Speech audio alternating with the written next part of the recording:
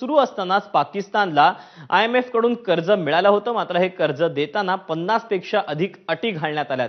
यामध्ये 17,600 अरब रुपयांचं नवं बजेट सादर करणं, वीज बिलांवर लावण्यात आलेल्या अधिभारात वाढ आणि 3 वर्षांपेक्षा अधिक जुन्या कारच्या आयातीवर लावलेली बंदी हटवणं या अटींचा समावेश आहे। एवढंच नाही तर भारतासोबत निर्माण झालेल्या तणावानंतर महसूल, परराष्ट्र आणि सुधारणा या विषयांमध्ये पाकनं ठरवलेली उद्दिष्ट अधिक कठीण होऊ शकतात असा इशारा देखील IMF न दिलेला आहे। आंतरराष्ट्रीय नाणेनिधीने पाकिस्तान समोर नेमक्या कुठल्या अटी ठेवल्यात आपण पाहूया।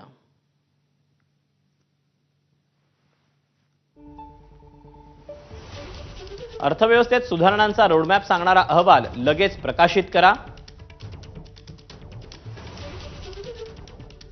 कृषी क्षेत्रावर कर लावण्यासाठी प्लॅन आखा। 2027 नंतर अर्थव्यवस्थेत काय सुधारणा करणार याचा अहवाल सादर करा। सर्व प्रकारच्या ऊर्जेचे दर वाढवा।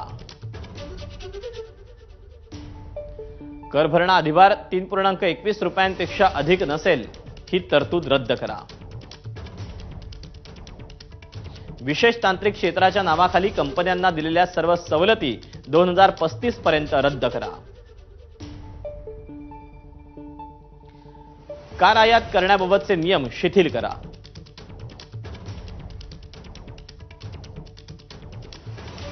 अर्थसंकल्पात बदल केल्यास संसदेची मंजुरी घेणं अनिवार्य असेल।